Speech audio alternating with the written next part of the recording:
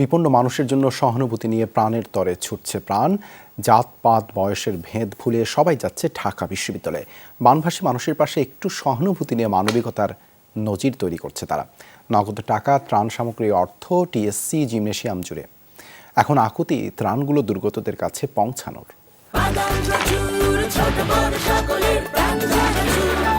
স্বাদে ভরপুর প্রাণ চানাচুর। নবীনের বন্দনা, প্রথম শ্রেণীর রামিসা মায়ের স্কুটি কেনার জমানো টাকা টিএসসিতে ত্রাণ ফান্ডে জমা দিল।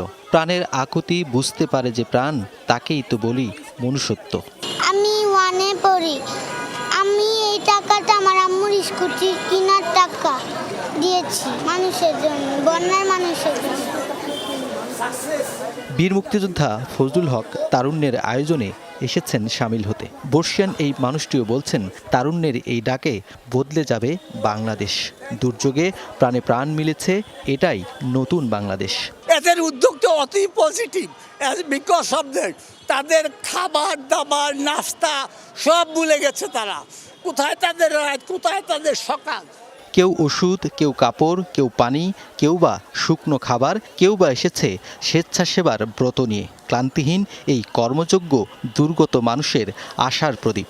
মানবতার জয়গান, জনতার ঐক্যতানে। আমার ছেলে আত্মত্যাগের বিনিময়ে দেশ স্বাধীন হয়েছে।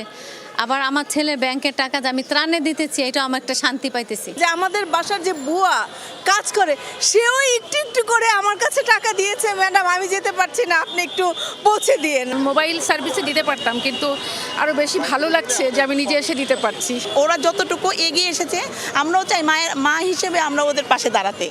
মানুষের ভালোবাসায় মুগ্ধ তারুণ্যের সমন্বয়করা। চ্যালেঞ্জ, জমে থাকা সামগ্রীগুলো দুর্গতদের কাছে পৌঁছানো। জলযান, আকাশযান কিংবা মালবাহী যান, এগুলো এখন ভীষণ প্রয়োজন। যতটুকু তাদের ত্রাণ প্রয়োজন ততটুকু আসলে ওই জায়গা থেকে পাচ্ছে না, কিন্তু আমাদের কাছে যদি কোনো মেসেজ আসে, আমরা সাথে সাথে চেষ্টা করছি যে কোনো উপায় সেটি সেখানে পৌঁছে দেওয়ার জন্য। পর্যাপ্ত বোট না থাকার কারণে আমরা যেখানে রাস্তা শেষ হয়ে যায় সেখান থেকে আমাদের ত্রাণগুলো প্রান্তিক পর্যায়ে আমরা পৌঁছাতে পারছি না, সেটি হচ্ছে আমাদের সীমাবদ্ধতা।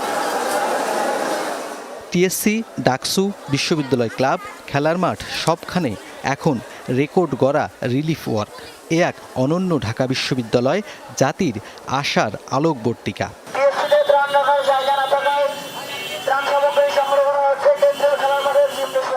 নুরনবী সরকার, যমুনা নিউজ, ঢাকা।